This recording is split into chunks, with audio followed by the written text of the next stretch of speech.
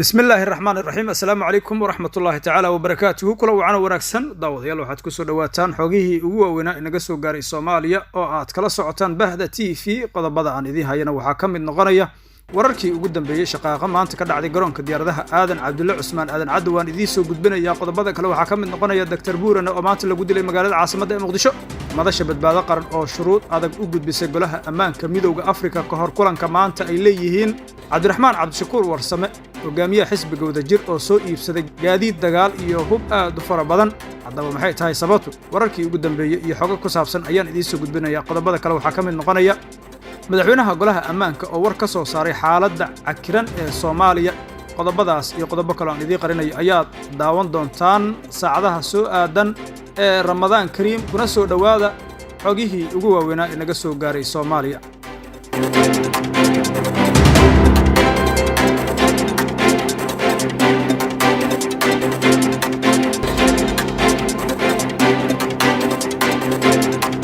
waatahay isku soo noqod wanaagsan ayaan idin leeyahay haddii aan ku bilaabo wararka laga helayo garoonka diyaaradaha aadan Cabdulle Cusmaan aadan Cadde ayaa sheegaya in barqanimadii maanta ay ka dhacday shaqaaqo u dhaxaysay ciidamo ka tirsan NISA iyo shaqaalaha waaxda hay'adda socdaalka iyo jinsiyadaha shaqaaqadan oo sababtay gacan ka hadal ayaa lagu soo waramayaa in sidoo kale ay dhalisay in muddo kooban uu hakad galo garoonka diyaaradaha aadan Cabdulle Cusmaan aadan Cadde sidoo kalena ay joogsadaan diyaaradihii halkaasi ka soo degi jiray sidoo kale waxaa gacan ka hadalkaasi ka dhashay xaalad halis ah waxaana dhaawacyo fudud ay soo gaareen qaar ka mid ah shaqaalaha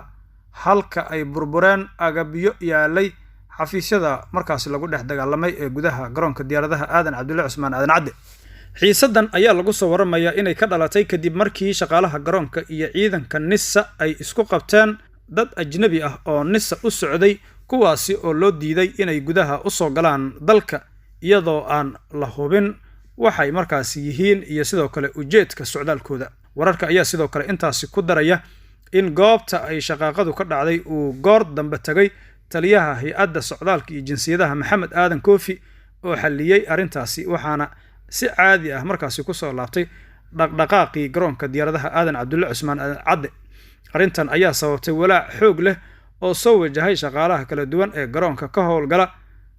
kooxaha hubeysan ayaa lagu soo waramayaa in maanta xaafadda Albarako ay ku toogteen Dr. Xasan Cismaan Ciise Buurane oo kamid ahaa dhaqaatiirta caanka ah ee Soomaaliyeed ee ka howlgalayay magaalada caasimadda ee Muqdisho wararka ayaa sheegaya in dhakhtarka la dilay isaga oo hor fadhiya guri uu leeyahay oo dhismo ka socday kaasi oo ku yaala isla xarunta uu markaasi uu ka howlgalo ee Albarako Dr. Buurane oo ku takhasusay xanuunada maqaarka iyo daaweyntiisa ayaa 30 sano ee la soo dhaafay waxa uu ka howlgalayay howlaha caafimaadka Soomaaliya waxaana uu mar soo noqday agaasimaha isbitaalka Madiina ee magaalada Muqdisho sidoo kale wararka ayaa intaas ku daraya in raggii ka dambeeyay falkan ay goobta isaga baxsadeen toogashada kadib waxaana halkaasi tagay ciidamo ka tirsan kuwa booliiska Soomaaliya oo howlgallo gaaban halkaasi ka sameeyay ilaa iyo hadda ma cadda sababta loo dilay dhakhtarkan oo si weyn caan uga ahaa giyiga Soomaaliya gaar ahaan dhinaca koonfurta ee dalka Dr. Buurane ayaa si bilaash ah ku daaweyn jiray dadka danyarta ah waxaana uu kamid ahaa dhaqaatiirtii aan dalka ka bixin 30 sano ee la soo dhaafay dilkan qorsheysan ayaa sidoo kale qayb waxa uu ka noqonayaa dilal iyo sidoo kale falal amni dari oo maalmihii la soo dhaafay siyaabo kala duwan uga dhacayay magaalada caasimadda ee Muqdisho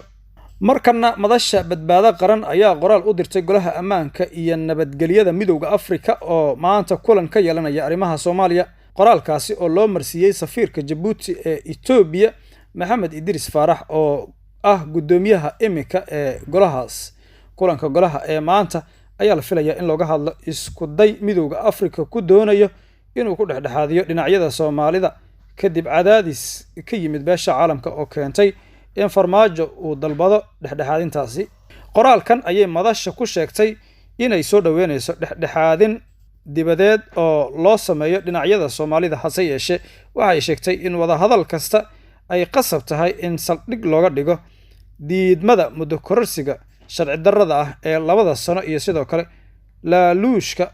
madaxweyne farmaajo uu siiyay baarlamaanka Soomaaliya iyo sidoo kale waxa ay markaasi ugu yeereen in uu ka tallaabsaday heshiiskii 17 September ee doorashooyinka in lagu gaaray magaalada Muqdisho qoraalka ayaa sidoo kale lagu sheegay in madaxweynaha muddaxileedkiisa dhamaaday Maxamed Cabdullaahi Farmaajo uu caqabad ku yahay in dalka ay ka dhacaan doorashooyin daah furan nabad ah oo loo dhan yahay isla markaana uu haatan sheeganayo awood markaasi uu sidoo kale adeegsanayo ciidamada qalabka sida. Qoraalka ayaa sidoo kale intaasi ku daraya in baarlamaanka Soomaaliya ay ku dhaqmeen sharci darro isla markaana loo baahan yahay in gudoomiyaha lala xisaabtamo. Cabdiraxmaan Cabdishakuur Warsame hogaamiyaha xisbiga Wadajir ayaa la sheegay in uu iibsaday gaadiid dagaal iyo hub aad u fara badan oo isku difaaco sida ay Bahda TV u xaqiijiyeen ila wareedyo kala duwan. Xog ay heshay Bahda TV ayaa sidoo kale waxa ay tilmaamaysaa in musharax Cabdiraxmaan Cabdishakuur Warsame uu iibsaday gaadiid gaaraya ilaa 8 gaari oo kuwa nooca dagaalka isla markaana hub aad u fara badanna maalmihii la soo dhaafay uu iibsanayay. Sidoo kale xogta ayaa tilmaamaysa in Cabdiraxmaan Cabdishakuur Warsame uu soo iibsaday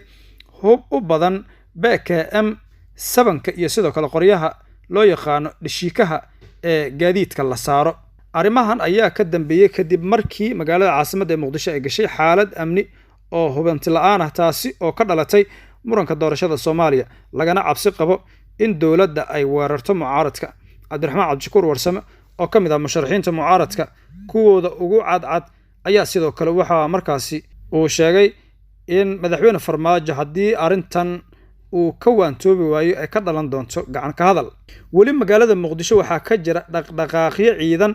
oo ka dhan ah dowladda Soomaaliya iyadoo aysan jirin wax dadaal ah oo socda isla markaana lagu raadinayo xalka doorashada Soomaaliya. Ergeyga joogtada ah ee Vietnam u jooga qaramada midoobe ahna madaxweynaha golaha ammaanka ayaa waxa uu ka hadlay fadhiga golaha ammaanka, waxaana uu sidoo kale ka hadlay xaaladda adag ee Soomaaliya gaar ahaan khilaafka hareeyay doorashooyinka dalka. Ergeyga ayaa marka hore shaaca waxa ku qaaday in Vietnam ay walaac xoog leh ka muujinayso xaaladda murugsan ee Soomaaliya, isagoo tilmaamay in ay sii socoshada khilaafkan uu caqabad ku noqon doono hanaanka loo wajahayo doorashada 2021. Waxa uu sidoo kale sheegay in loo baahan yahay in dib loogu laabto wada hadalladii ku saabsanaa doorashooyinka una dhexeeya dowladda federaalka, dowlad goboleedyada iyo sidoo kale gobolka Banaadir. Waxa kale oo intaasi ku daray in Vietnam ay taageerayso dadaalada socda ee horey loogu sii ambaqaadayo nabadgelyada, xasiloonida iyo horumarka Soomaaliya. Vietnam waxa ay taageeraysaa dadaalada dadka Soomaaliyeed ee nabadda, xasiloonida iyo horumarka loogu raadinayo, ayuu yiri ergeyga joogtada ah ee Vietnam u jooga qaramada midoobe. Ugu dambeyn waxa uu ugu baaqay beesha caalamka in ay qaadato doorkeeda isla markaana ay gacan ka geysato dadaalada lagu dhameynayo xiisadda siyaasadeed ee Soomaaliya ka taagan. Ugu dambeynna taliska ciidanka Koofi Casta ee ilaalada madaxtooyada Soomaaliya ayaa lagu soo waramayaa in ciidan fara badan ay markaasi ku daabuleen xarunta wasaaradda warfaafinta oo ku taalla ka soo horjeedka taliska booliiska Soomaaliya ee Commanda Bolivia.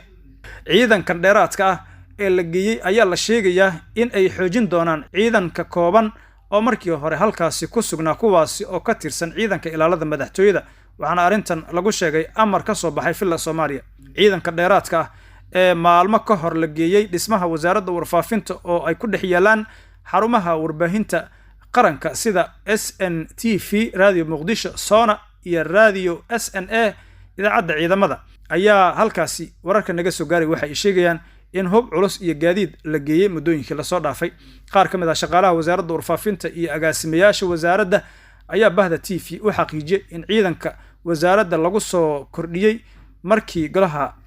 shacabka baarlamaanka Soomaaliya ay markaasi ku dhawaaqeen muddo kororsiga dowladda, isla markaana dowladda ay halkaasi geysay dowladda uu ka goostay General Saddeq John. Quburada amniga ayaa qaba in dowladdu ay ka baqayso afgambi ka dhaca Muqdisho oo Farmaajo looga qaado xukunka sharci darrada ah ee uu ku joogo Villa Soomaaliya, taasi oo laga yaabo in mucaaradka ay ka hadlaan telefishinka qaranka markii ay dalka la wareegaan. Badanaaba markii ay ciidamada sameeyaan afgambi waxa ay ka bilaabaan warbaahinta qaranka, xarumaha madaxtooyada iyo sidoo kale baarlamaanka, waxaana sababta ay dowladda u adkeysay ammaanka wasaaradda warfaafinta ay tahay arrimo ku saabsan in markaasi ay ka fiijignaadaan isku day walba oo mucaaradku ay ku sameyn karaan afgambi si aysan bulshada kala hadlin warbaahinta qaranka. Guud ahaanna waan igata xogihii ugu waaweynaa inaga soo gaaray Soomaaliya oo kala socoteen Bahda TV. Ramadaan Kariim ayaan idin leenahay.